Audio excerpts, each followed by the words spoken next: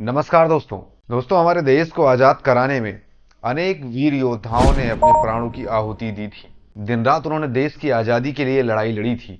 Difficult circumstances में minimum resources के साथ किस तरह से युद्ध लड़ा जाता है, ये अगर दुनिया के किसी देश को सीखना हो तो वो भारत के इतिहास को पलटकर जरूर देखे।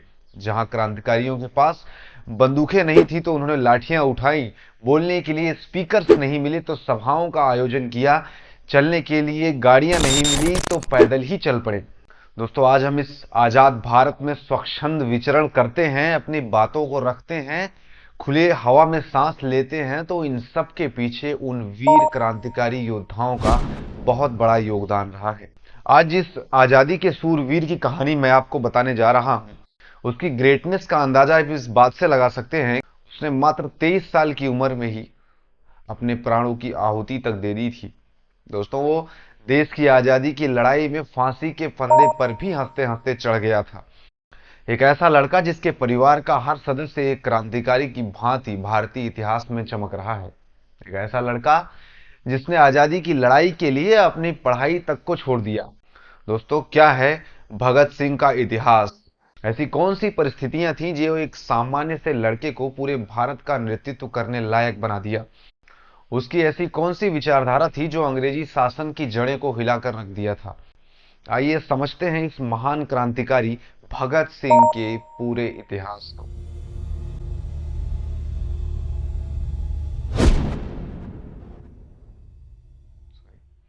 दोस्तों, भगत सिंह का जन्म साल 1907 में पंजाब में ही लायलपुर नाम के डिस्ट्रिक्ट में हुआ था। डिवाइडेशन के बाद ये डिस्ट्रिक्ट, अगर अभी की सिचुएशन हम देखें तो पाकिस्तान में है, लेकिन उन दिनों भारत का ही भाग हुआ करता था। एक सिख परिवार में जन्मा ये लड़का, जिसके परिवार का माहौल हमेशा से ही क्रांतिकारी रहा था। इनके पिता कई बार आज़ादी की लड़ाई में जेल जा चुके थे और इनके चाचा भी इस आज़ादी की लड़ाई में सक्रिय भूमिका में थे। वो एक एक्टिव रिवॉल्यूशनिस्ट थे जो आए दिन अंग्रेजी सरकार के खिलाफ विद्रोह करते थे और जुलूसों में भी शामिल हुआ करते थे। तो भगत सिंह बचपन से ही अंग्रेजों द्वारा किए जा रहे अत्याचारों को बड़ी करीब से देख रहे थे। उनके पिता, उनके चाचा अंग्रेजियों की नीतियों को बड़े ही बेहतरीन तरीके से भगत सिंह को समझाते थे। दोस्तों, साल 1919 में एक ऐसी घटना होती है जिसका भगत सिंह के दिमाग पर बहुत गहरा असर पड़ता है, और ये घटना जलियांवाला बाग हत्याकांड के नाम से आज भी इतिहास में लिखी हुई है। इस जलियांवाला बाग हत्याकांड के समय भगत सिंह की उम्र मात्र 12 वर्ष थी। आपको जानकर हैरानी होगी कि जिस दिन यह हत्याकांड हुआ उस दिन भगत सिंह अपनी कक्षा में पढ़ाई कर रहे थे और उनको कहीं से सूचना मिलती है कि जलियांवाला बाग में भयंकर गोलीबारी हुई है। अंग्रेजी हुकूमत ने भारतीयों पर गोलीबारी की है, जिसमें 1000 से भी ज्यादा लोग मौत के घाट उतर चुके हैं। उनके विद्यालय से इस हत्याकांड की जगह की दूरी लगभग 18 किलोमीटर थी, और ये 12 साल का बालक पैदल ही स्कूल से चल पड़ता है उस जलियांवाला बाग को देखने के लिए। कि वहां पहुंचता है, वहां लाशें गिरी होती हैं, चारों तरफ भगदड़ मची होती है। ये सब देखकर भगत सिंह, जो मात्र 12 वर्ष के थे, उनके मन में अंग्रेजों के खिलाफ एक ऐसी नफरत की आग जलती है जो सच में एक दिन अंग्रेजी हुकूमत की जड़ों को झकझोर कर रख देती है। दोस्तों, इस घटना को थोड़ा साइंटिफिकली हम समझते हैं। वाशिंगटन डीसी की एक यूनिवर्सिटी की रिसर्च कहती है कि जब भी 12 से 14 साल के बीच के लड़कों के सामने कोई घटनाएं होती हैं तो वो बड़े ही सेंसिटिव तरीके से उन घटनाओं को लेते हैं, बड़ा स्ट्रांगली उनका बिलीव होता है, क्योंकि इस एज में उनका दिमाग हाईली लर्निंग प्रोसेस में होता है और वो जो देखते हैं उसी में विश्वास करते हैं। तो अंग्रेजों के द्वारा जो किए जा रहे इन अत्याचारों को भगत सिंह जब अपनी आंखों से देख लेते हैं तो उनके मन में एक जबरदस्त नफरत पैदा हो जाती है, और यही नफरत की आग आगे चलकर अंग्रेजों के नाक में दम कर देती है। दोस्तों, जलियांवाला बाग दरअसल एक बड़ा गार्डन होता है जो पंजाब के अमृतसर में स्थित है। अंग्रेजी सरकार साल 1919 में एक ऐसा एक्ट लाती है जिसमें बिना किसी वारंट के बिना किसी पर मुकदमा चलाए अगर अंग्रेजी सरकार चाहे तो किसी भी व्यक्ति को 2 साल तक नजरबंद कर सकती है, 2 साल तक उसको जेल में डाल सकती है, वो भी बिना किसी ट्रायल के। और इस एक्ट को रोलेक्ट एक्ट नाम दिया गया था। आपने इतिहास में पढ़ा ही होगा कि रोलेक्ट एक्ट का इतना विरोध क्यों हुआ था। उसका एक ही रीजन था कि बिना किसी को कारण बताए अंग्रेजी सरकार को ये पावर मिल चुकी थी कि वो किसी भी भारतीय को आसानी से जेल में डाल सकती है। इतना ही नहीं दोस्तों, उस जेल में बंद हुए व्यक्ति को ये अधिकार भी नहीं है कि किस व्यक्ति ने उस पर मुकदमा किया या उसको क्यों बंद किया गया है। ये पूरी तरह से भारतीयों के ऊपर अन्याय और अत्याचार था, और इसी का विरोध करने के लिए जलियांवाला बाग में एक भारी सभा का आयोजन किया जाता है। दोस्तों, इस रोलेक्ट एक्ट के पावर्स का यूज करके ही गवर्नमेंट ने दो इंडियन पॉलिटिशियंस जिनका नाम डॉक्टर सत्यपाल और सैफुद्दीन किचलू था, इन दोनों को अरेस्ट कर लेती है और जेल में डाल देती है।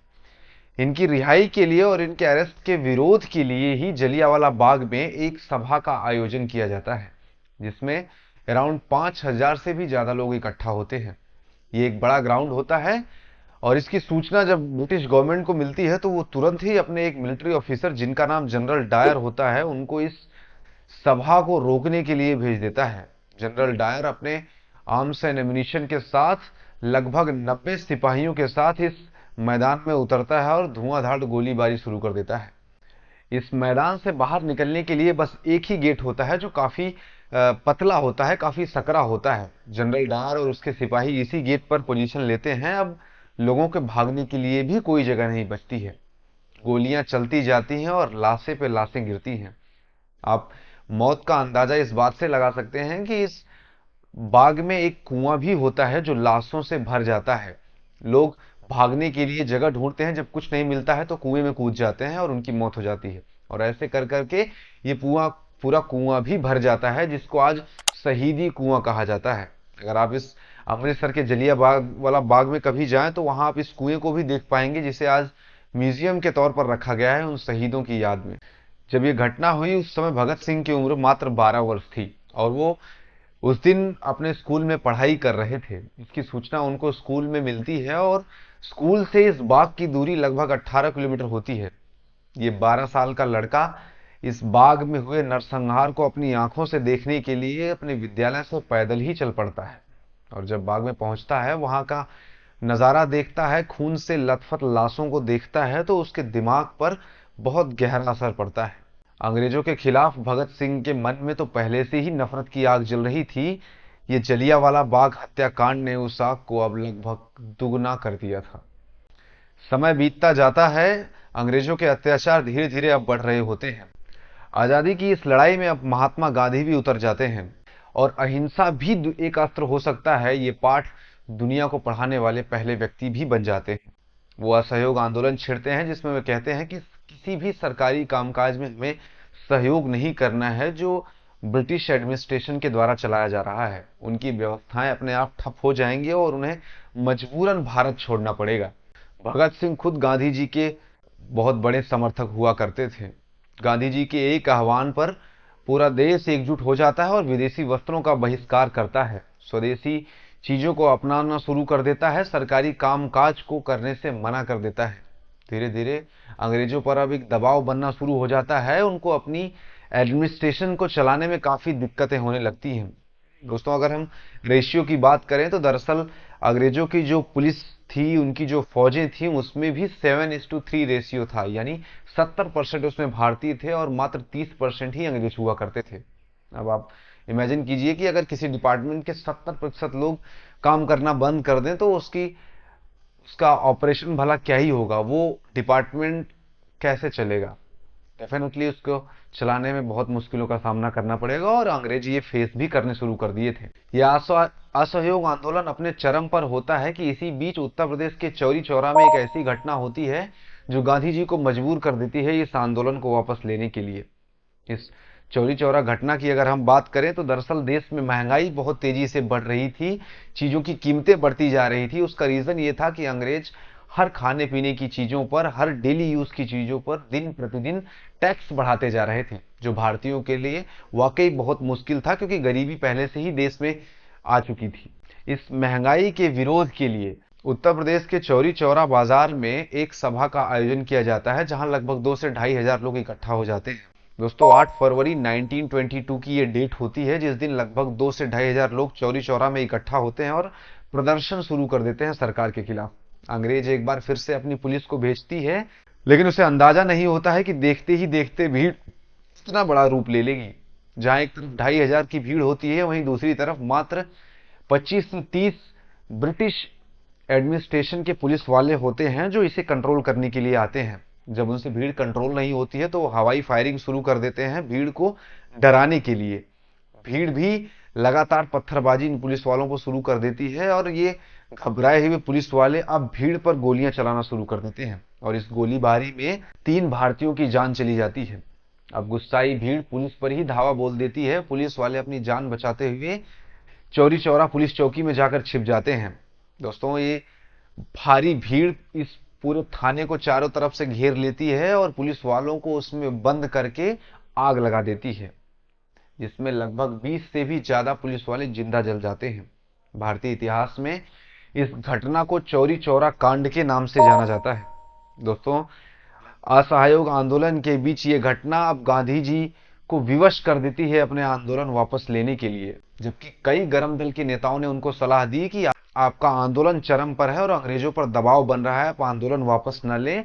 भगत सिंह खुद इसके समर्थक नहीं थे, लेकिन फिर भी गांधी जी अपने इस आंदोलन को वापस ले लेते हैं।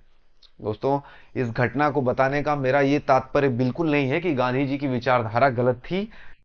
मैं बस ये कहना चाहता हूं कि भारतीय क्रांतिकारियों के 2 ग्रुप हुआ करते थे, जिसमें एक गरम दल था और दूसरा नरम दल। जहां एक पक्ष अपने आप को अहिंसक रूप से रखते हुए देश को आजाद कराना चाहता था, वहीं दूसरी तरफ इन दूसरे क्रांतिकारियों का ऐसा विचार था कि सशस्त्र विद्रोह, आर्म्स एंड एम्युनिशन के साथ लड़ाई करते हुए ही देश को आजाद कराया जा सकता है। गांधी जी द्वारा आंदोलन वापस लेने के बाद भगत सिंह की विचारधारा अब गांधी जी से बिल्कुल अलग हो जाती है। वो काफी निराश भी होते हैं और हताश भी। भगत सिंह चंद्रशेखर आजाद द्वारा स्थापित एक पार्टी जिसका नाम गदर दल होता है, उसको ज्वाइन कर लेते हैं। अब भारतीय क्रांतिकारी दलों में एक ऐसा दल बनना शुरू हो जाता है जिसमें भारी मात्रा में नौजवान होते हैं। इसमें राम प्रसाद बिस्मिल, चंद्रशेखर आजाद, सचिंद्र बख्शी और बनवारी लाल जैसे बेहतरीन युवा होते हैं, जिनके खून में अंग्रेजों के प्रति घृणा मात्र ही देखने को मिलती है। ये सभी नौजवान अब एक जगह इकट्ठा होते हैं और अंग्रेजों के खिलाफ लड़ाई की एक बेहतरीन योजना बनाने लगते हैं। दोस्तों, इनकी पार्टी गदर दल नाम हटाकर अपना नाम हिंदुस्तान रिपब्लिकन एसोसिएशन नाम रख लेती है। इस पार्टी का एक ही उद्देश्य होता है कि सशस्त्र विद्रोह के साथ भारत को आजाद कराना है और अंग्रेजों को भारत से बाहर खदेड़ देना है। लेकिन दोस्तों, देश को आजाद कराना इतना आसान भी नहीं होता है। इस ग्रुप को, इस पार्टी को भारी मात्रा में फंड्स की जरूरत होती है। उनको लड़ाई के लिए शस्त्र भी चाहिए, पैसे भी चाहिए होते हैं। आर्म्स एंड एम्युनिशन के साथ साथ उनको फंड्स की भी जरूरत होती है, जिसकी इनके पास पहले से ही कमी होती है। ये युवा उत्तर प्रदेश में इकट्ठा होते हैं और एक सरकारी ट्रेन को लूटने का प्लान बनाते हैं। दोस्तों, ये एक ऐसी ट्रेन होती है जिसमें ब्रिटिश गवर्नमेंट के खजाने को ले जाया जा रहा होता है। ट्रेन को लूटने की पूरी प्लानिंग राम प्रसाद बिस्मिल और अशफाक उल्ला खां ने बनाई। दरअसल ये ट्रेन लखनऊ से छूटने वाली थी और जो शाहजहांपुर को जाती, और ये सभी क्रांतिकारी लखनऊ से ही इस ट्रेन में चढ़ जाते हैं। जब ये ट्रेन काकोरी रेलवे स्टेशन से आगे बढ़ती है तो इन्हीं क्रांतिकारियों में से एक, जिसका नाम राजेंद्र लाहिड़ी होता है, इस ट्रेन की चेन पुलिंग कर देता है, जो एक वीरान जगह पर जाकर रुक जाती है, जहां स्टेशन नहीं होते, जहां लोग नहीं होते। भारतीय क्रांतिकारी एक्शन में आ जाते हैं और गार्ड्स को बंदी बना लेते हैं। उसके बाद इस खजाने के तिजोरी को निकाल लेते हैं और उसे तोड़कर सारा खजाना लेकर वहां से फरार होने लगते हैं। इस बीच गलती से एक गोली भी फायर हो जाती है, जिसमें एक सिविलियन की मौत हो जाती है।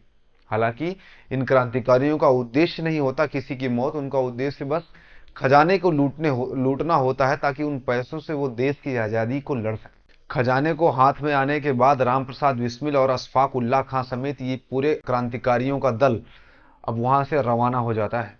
इस डकैती में पाए गए पैसे और पिस्तौलों का इन क्रांतिकारियों द्वारा जबरदस्त प्रयोग किया जाता है। अलग अलग जगहों पर विद्रोह शुरू हो जाते हैं। नौजवानों में इन पिस्तौलों को बांट दिया जाता है, पैसों को भी बांट दिया जाता है जरूरत के हिसाब से।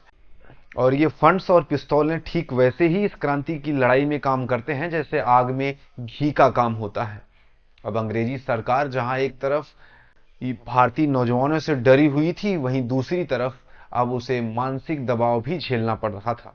ब्रिटिश एडमिनिस्ट्रेशन को अब ये बात धीरे धीरे समझ में आने लगी थी कि भारतीय क्रांतिकारियों को दबाना अब उतना आसान नहीं रह गया है, और इसलिए वो एडमिनिस्ट्रेशन में एक बहुत बड़ा बदलाव लाने की तैयारी में जुट जाते हैं। साइमन कमीशन नाम की एक कमेटी बनाई जाती है अंग्रेजों द्वारा, जिसमें 7 ब्रिटिश सांसद होते हैं। लेकिन बड़े दुख की बात है, जिस देश के बारे में ये पॉलिसी बनाने जा रहे थे, जिस देश के संविधान को बनाने जा रहे थे, जहां के एडमिनिस्ट्रेशन को चलाने की योजना बनाने जा रहे थे, उस देश का एक भी नागरिक इनके इस कमेटी में नहीं था, जिस कमेटी का नाम साइमन कमेटी था, यानी साइमन कमीशन था। ये टीम ब्रिटेन से इंडिया पहुंचती है और ये बात पहले ही भारत में फैल चुकी थी कि ऐसी कोई कमेटी अंग्रेज बनाने जा रहे हैं जो भारत के एडमिनिस्ट्रेशन को चलाने वाली है। तो इस कमेटी के विद्रोह में अलग अलग जगहों पर काले झंडे दिखाए जाने लगते हैं। लाहौर रेलवे स्टेशन पर जब साइमन कमेटी के सदस्य उतरते हैं तो उनका काले झंडों से इंडियंस द्वारा विरोध किया जाता है, और इस विरोध के ग्रुप में लाला लाजपत राय सबसे आगे खड़े होते हैं। वो इस पूरी भीड़ को लीड कर रहे होते हैं एक नेता की भांति। दोस्तों, ये डेट 30 अक्टूबर 1928 होती है, जब लाहौर की रेलवे स्टेशन के सामने अंग्रेजों द्वारा भयंकर लाठीचार्ज कर दिया जाता है। उनमें से एक अंग्रेज अधिकारी लाला लाजपत राय को खींच करके भीड़ से अलग कर देता है और जबरदस्त लाठियों के प्रहार शुरू कर देता है। उनके सर में चोटें आती हैं, सीने की पसलियां भी टूट जाती हैं। लाला लाजपत राय कोई युवा तो दोस्तों थे नहीं कि वो इतनी चोटों को सहन कर पाते, और बुरी तरह वो घायल हो जाते हैं। लगभग 17 दिन तक इस दर्द को झेलने के बाद लाला लाजपत राय आजादी की इस लड़ाई में शहीद हो जाते हैं। आपको बता दें, लाला लाजपत राय और भगत सिंह का गहरा संबंध रहा था। लाहौर के जिस विद्यालय में भगत सिंह पढ़ा करते थे, उसकी स्थापना भी लाला लाजपत राय ने की थी। जिस लाइब्रेरी में भगत सिंह पढ़ा करते थे, उस लाइब्रेरी की भी स्थापना लाला लाजपत राय ने की थी। अतः लाजपत राय की मृत्यु का भी भगत सिंह पर बहुत गहरा असर पड़ता है। वो ये प्रण लेते हैं कि लाला लाजपत राय के हत्यारे को मौत के घाट वो जरूर उतार देंगे, और इस प्लानिंग में 4 क्रांतिकारी मैदान में उतरते हैं, जिसमें भगत सिंह, चंद्रशेखर आजाद, जयगोपाल और राजगुरु। शाम के करीब 4 बजे ये चारों क्रांतिकारी लाहौर कोतवाली के पास पहुंचते हैं। जयगोपाल कोतवाली के सामने बनी रोड पर साइकिल बिगड़ गई है ऐसी एक्टिंग करने लगते हैं। वहां एक सिनेमैटिक ड्रामा क्रिएट किया जाता है ताकि किसी को शक न हो। चंद्रशेखर आजाद कोतवाली के पास बनी एक दीवार पर सुरक्षा का जिम्मा संभालते हुए अपनी पोजीशन ले लेते हैं। उधर भगत सिंह और राजगुरु पिस्तौल के साथ इस अंग्रेज अधिकारी स्कॉट की हत्या करने के लिए अपनी पोजीशन बना लेते हैं। जैसे ही कोतवाली से वो अंग्रेज अधिकारी निकलता है, जयगोपाल भगत सिंह को इशारा कर देते हैं गोली चलाने के लिए। जयगोपाल के इशारे के तुरंत बाद ही राजगुरु इस अंग्रेज अधिकारी सैंडर्स के सीधे माथे पर गोली मारते हैं, यानी यूं कहें it was a head shot, और सैंडर्स वहीं गिर जाता है। उसके गिरते ही भगत सिंह उसमें 3-4 गोलियां और मार देते हैं ताकि इसके बचने के कोई चांसेस ना हो। गोली की आवाज सुनकर कोतवाली में ड्यूटी पर तैनात सिपाही भागते हुए बाहर निकलते हैं। इतने में राजगुरु और भगत सिंह दोनों भागने लगते हैं। कोतवाली का सिपाही भगत सिंह और राजगुरु का पीछा करना शुरू कर देता है। अब भगत सिंह और राजगुरु की सुरक्षा में तैनात चंद्रशेखर आजाद उसके बीच में पहुंच जाते हैं। वो इस कोतवाली के सिपाही को वार्निंग देते हैं कि आप लौट जाओ, नहीं तो हम आपको भी मार देंगे। ये सिपाही पीछे नहीं लौटता है और मजबूरन चंद्रशेखर आजाद को इस सिपाही को भी मौत के घाट उतार देना पड़ता है, और अंग्रेजी हुकूमत के इस एडमिनिस्ट्रेशन में खलबली मच जाती है। अखबारों में ये खबरें फैल जाती हैं कि अंग्रेज अधिकारी अब भारत में सुरक्षित नहीं हैं। दुनिया भर के अखबारों में ये खबरें फैलने लगती हैं कि भारत में क्रांतिकारी अब तेजी से बढ़ रही है। भारत को कॉलोनाइज करके उन पर शासन करना अब लंबे समय तक नहीं चल सकता है। ये बात अंग्रेजों को भी अब समझ में आ चुकी थी। दोस्तों, आज जो भगत सिंह की हम फोटोज देखते हैं जिसमें वो हैट लगाए रहे हैं, अपनी मूछों को बनाए हुए हैं, विदाउट बियर्ड हैं, क्लीन शेव कर रखे हैं, दरअसल ये उनकी ओरिजिनल फोटो नहीं थी। सैंडर्स की हत्या के पहले तक की उनकी फोटोज को अगर हम देखें तो वो चूंकि एक सिख कम्युनिटी के थे तो एक सिखों की तरह उनकी पगड़ी हुआ करती थी, बड़ी बड़ी दाढ़ियां हुआ करती थी। लेकिन जिस दिन उन्होंने सैंडर्स की हत्या की, अंग्रेजी सरकार का पूरा एडमिनिस्ट्रेशन, पूरा इंटेलिजेंस डिपार्टमेंट उनको ढूंढने के लिए चारों तरफ फैल चुका था। उनसे बचने के लिए उन्होंने अपनी अपनी क्लीन शेव करवाई, अपनी पगड़ी को कटवा दिया और पूरा एक ब्रिटिश जेंटलमैन का लुक ले लिया, और ये लुक लेकर वो लाहौर से भागने में फरार भी हो गए। दोस्तों, अंग्रेजी गवर्नमेंट उनको ढूंढती रही, लेकिन ये जाबाज क्रांतिकारी उनको चकमा देकर भागने में कामयाब रहा।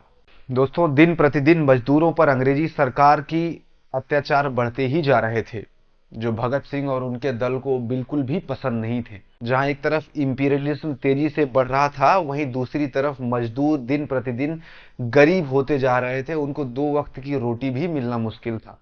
अंग्रेज सरकार टैक्स बढ़ा रही थी, चीजों की कीमतें बढ़ती जा रही थी, देश की अर्थव्यवस्था कमजोर होती जा रही थी, और यहाँ जबरदस्ती वो अलग अलग तरह की खेतियां करवाते थे और उनकी उपज को लेकर के विदेशों में एक्सपोर्ट किया करते थे और भारी मात्रा में मुनाफा भी कमाते थे।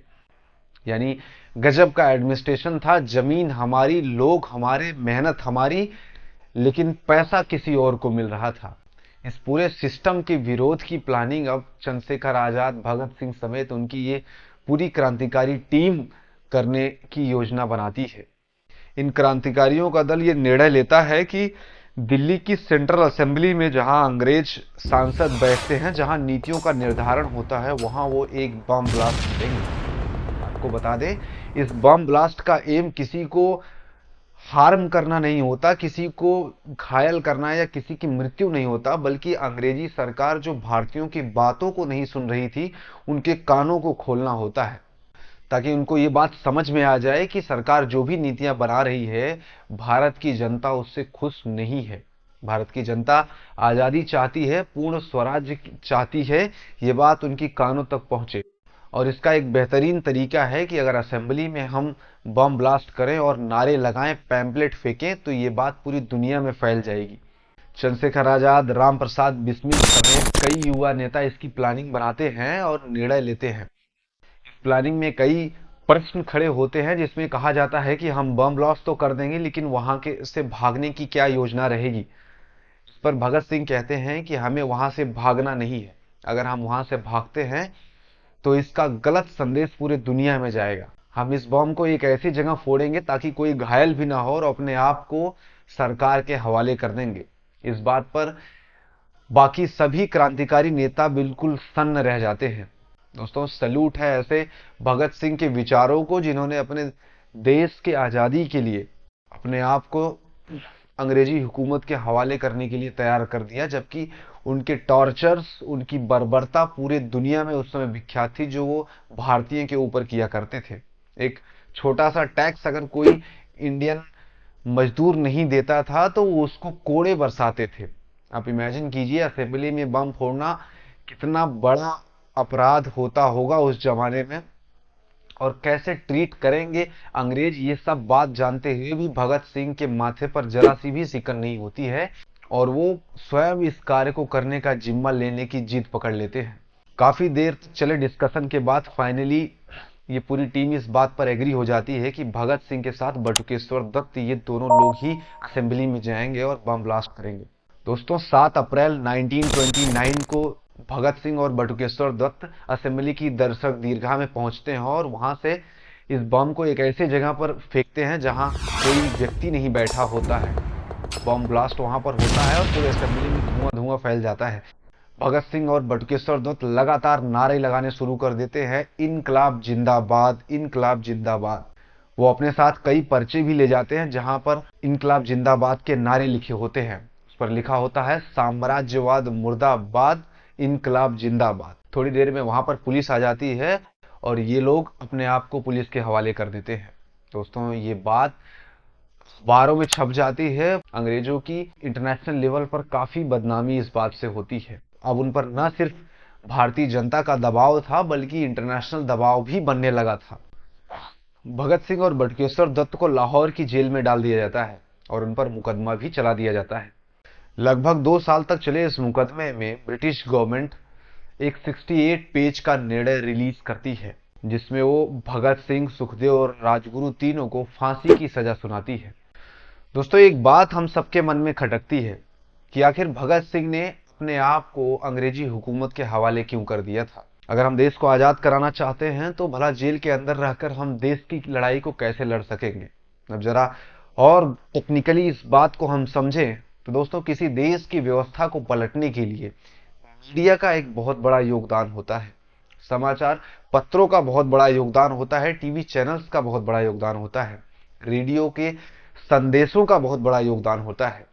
भगत सिंह एक क्रांतिकारी ही नहीं बल्कि एक दूरदर्शी नौजवान भी थे। आपको जानकर हैरानी होगी कि मात्र 21 साल की उम्र में ही उन्होंने कई सारे राइटर्स की किताबें और विचारधाराओं को पढ़ा था।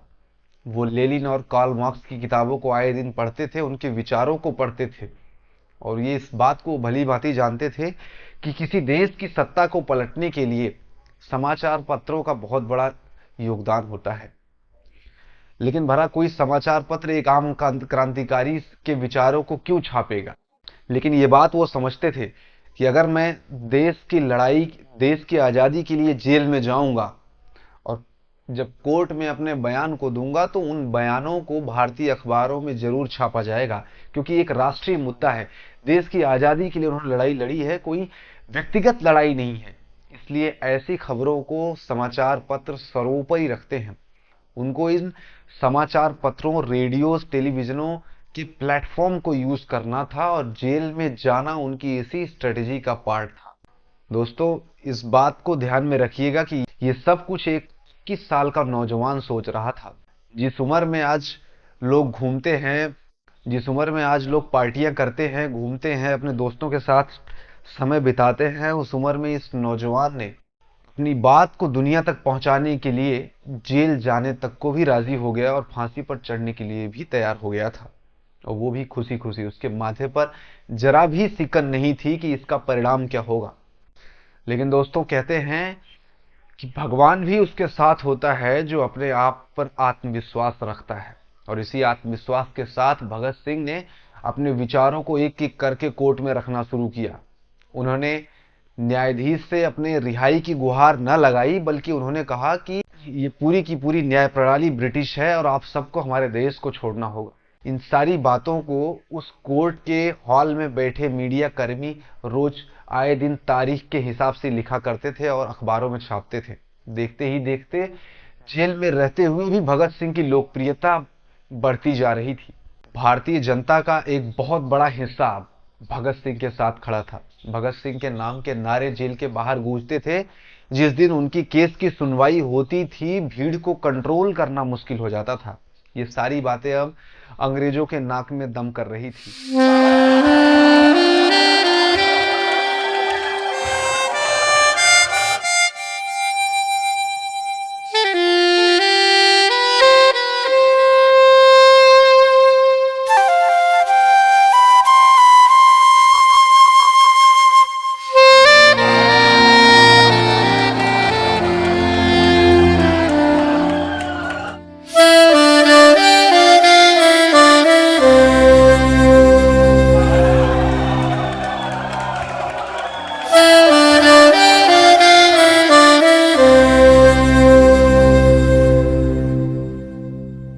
लेकिन देखिए दोस्तों, इतने बड़े बड़े एनालिस्ट थे अंग्रेजों के पास, लेकिन वो फिर भी नहीं समझ पा रहे थे कि आखिर भगत सिंह की स्ट्रेटेजी क्या है। लगभग 1.5 साल तक उनका ये मुकदमा चलता है, जिसमें ब्रिटिश गवर्नमेंट 68 पेज का डिसीजन रिलीज करती है, और उसमें भगत सिंह, राजगुरु और सुखदेव समेत 3 लोगों को फांसी की सजा सुना देती है। दोस्तों, फांसी की सजा सुनकर अगर एक सामान्य आदमी होगा तो शायद अपने आंसू ना रोक पाए, क्योंकि वो जीवन के आखिरी पल होते हैं। लेकिन इस लाहौर जेल के जेलर की बातों को अगर हम देखें तो जिस दिन भगत सिंह को फांसी की सजा सुनाई गई, उस दिन वो सबसे ज्यादा प्रसन्न थे, और उनकी प्रसन्नता को देख करके पूरा जेल प्रशासन दंग रह जाता है। भगत सिंह कहते हैं कि इस आजादी की लड़ाई की ज्वाला में मेरे प्राणों की आहुति यज्ञ की सफलता में एक बहुत बड़ा योगदान देगी। देश के युवा प्रेरित होंगे इस आजादी की लड़ाई को लड़ने में, और एक मिसाल बनेगी। भगत सिंह का ये कहना जरूर होता है कि मैं एक युद्ध बंदी हूं, कोई अपराधी नहीं, और युद्ध बंदियों को गोली से मार दिया जाता है या तोपों से उड़ा दिया जाता है। अतः मैं अंग्रेजी सरकार से ये कहना चाहूंगा, आप मुझे फांसी की सजा ना दें बल्कि गोली से मार दें। अंग्रेजी सरकार इस बात को डिनाई कर देती है। ये बात उन्होंने पत्र के माध्यम से ब्रिटिश एडमिनिस्ट्रेशन को भी बताया था कि उनको गोली से मार दिया जाए, न कि फांसी की सजा दी जाए, क्योंकि वो एक युद्ध बंदी है, न कि कोई आम अपराधी। दोस्तों, आज जो इंडियन सिनेमा में एक गीत चलता है, मेरा रंग दे बसंती चोला, माहे रंग दे बसंती चोला, दरअसल ये गीत राम प्रसाद बिस्मिल द्वारा जेल में रहते हुए भगत सिंह और उनके साथियों के लिए लिखा गया था। बसंत का समय आने वाला था और ये लोग जेल में थे, चारों तरफ रंगीन फूल खिल रहे थे। उस समय इन्होंने लिखा था कि मेरा रंग दे बसंती चोला।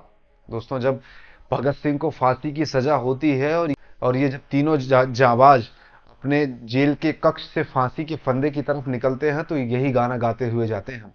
कहते हैं इस नज़ारे को देखकर जेल और उसका प्रशासन थर थर कांपने लगा था कि भला हार्ड मास का कोई ऐसा भी शरीर इस धरती पर हो सकता है जिसकी मौत सामने हो, लेकिन उसके माथे पर जरा भी सिकन न हो। तो अंग्रेजी सरकार को भगत सिंह, सुखदेव और राजगुरु की लोकप्रियता से इतना डर हो चुका था कि उन्होंने जिस तिथि, जो उनकी फांसी की तिथि तय की गई थी, उसके एक दिन पहले ही उनको फांसी दे दी। उनका ये अंदाजा था कि अगर उस दिन फांसी दी जाएगी तो पूरे देश में भीड़ इकट्ठा होकर कहीं जेल को ही न तोड़ दे। दोस्तों, दरअसल भगत सिंह, सुखदेव और राजगुरु को फांसी देने की तिथि 24 मार्च 1931 चुनी गई थी, लेकिन जनता के विद्रोह के डर से अंग्रेजी सरकार ने एक दिन पहले यानी 23 मार्च 1931 को ही शाम को 7 बजे उनको फांसी देने का योजना बना दी। दोस्तों, लाहौर जेल का जेलर जब भगत सिंह के कक्ष पर 23 मार्च की शाम पहुंचता है उनको फांसी के फंदे तक ले जाने के लिए, उस समय भगत सिंह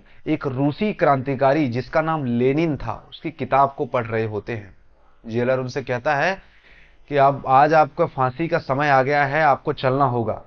भगत सिंह कहते हैं, 1 मिनट रुकिए, एक वीर को दूसरे वीर से मिलने दीजिए। वो लेनिन की किताब को पढ़ रहे होते हैं। दरअसल उनका आशय होता है कि भगत सिंह लेनिन से मिल रहा है। 1 मिनट तक वो उस किताब के अंतिम पन्नों को पढ़ते हैं, उसके बाद उसको हवा में उछालते हैं और कहते हैं, ठीक है, अब चलिए। इस बात को देखकर जेलर भी दंग रह जाता है।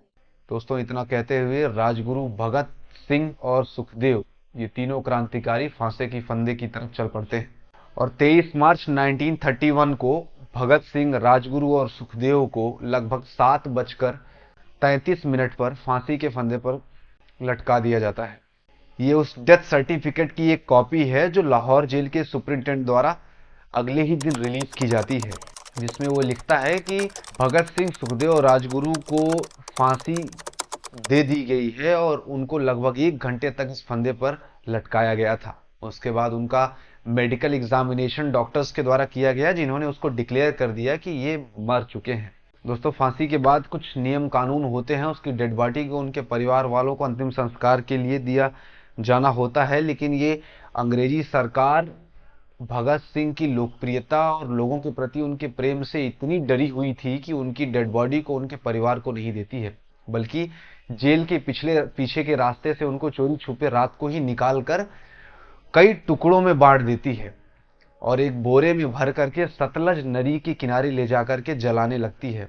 दोस्तों, उसको जलाने में इन्होंने घी का भी यूज नहीं किया, बल्कि मिट्टी का तेल डालकर जलाने लगते हैं। आग देखकर सतलज नदी के किनारे बसे ग्रामवासी भागकर वहां पहुंचते हैं। भीड़ को अपनी तरफ आता देख अंग्रेजी सरकार के जो कायर पुलिस कर्मी होते हैं, ये अपनी गाड़ी से भाग जाते हैं, डेड बॉडी को वहीं छोड़कर। गांव वाले उस आग को बुझाते हैं और सम्मान पूर्वक भगत सिंह के इस शरीर का अंतिम संस्कार करते हैं। दोस्तों, भले ही अंग्रेजों ने 23 साल की उम्र में उनके शरीर को टुकड़े टुकड़े कर दिया, लेकिन उनके विचारों को नहीं तोड़ पाए। भले ही अंग्रेजों ने उनको फांसी की सजा दे दी हो, लेकिन उनके संघर्ष को फांसी देना उनके बस की बात नहीं थी। भगत सिंह खुद अपनी किताबों में इस बात को लिखते हैं। वो कहते हैं कि किसी के शरीर को भले ही नष्ट किया जा सकता है, लेकिन उसके विचारों को नहीं। किसी के वजूद को नष्ट किया जा सकता है, लेकिन उसके आदर्शों को नहीं। वो हमेशा अपनी किताबों में, अपनी कृतियों में अंग्रेजों की कड़े शब्दों में निंदा करते थे। बाल मजदूरी के भगत सिंह कड़े विरोधी थे। वो कहते थे कि कभी कोई पक्षी का बच्चा अपने पक्षी से काम नहीं करवाता, उसके हाथों से दाना नहीं खाता है। कभी किसी गाय को आपने अपने बछड़े के मुख से खाना निकालते हुए नहीं देखा होगा, उसके हाथों से खाते हुए नहीं देखा होगा, बल्कि गाय खुद अपने बच्चे को दूध पिलाती है। लेकिन इंसान ही एक ऐसा जो अपने ही बच्चों से काम करवाता है और उनके हाथों से खाता है। ऐसे इंसान इंसान नहीं बल्कि जानवरों से भी बदतर हैं। ऐसे शब्दों के साथ वो हमेशा बाल मजदूरी की घोर निंदा किया करते थे। दोस्तों, धन्य है हमारी भारत भूमि, जहां ऐसे वीर सपूत, ऐसे क्रांतिकारियों ने जन्म लिया था। उन्होंने एक स्वतंत्र भारत की कामना की थी जो आज हम सबको देखने को मिल रहा है। उन्होंने एक ऐसे उज्जवल भारत के बारे में सोचा था जहां हम स्वच्छंद हों, जहां हम अपने विचारों को रख सके, जहां हम शांतिपूर्वक जी सके। ये वीर क्रांतिकारी आज भले ही हमारे बीच नहीं है, लेकिन उनके विचार हमेशा अमर रहेंगे। उनकी उनके कार्य हमेशा हमारे बीच रहेंगे, उनकी सोच हमारे बीच हमेशा रहेगी। अगर ये वीडियो आपको अच्छा लगा और आप चाहते हैं कि ऐसे ही वीर सपूतों की कहानियां आप तक पहुंचती रहें, तो नीचे सब्सक्राइब का बटन दबाकर जरूर चैनल से जुड़े। धन्यवाद।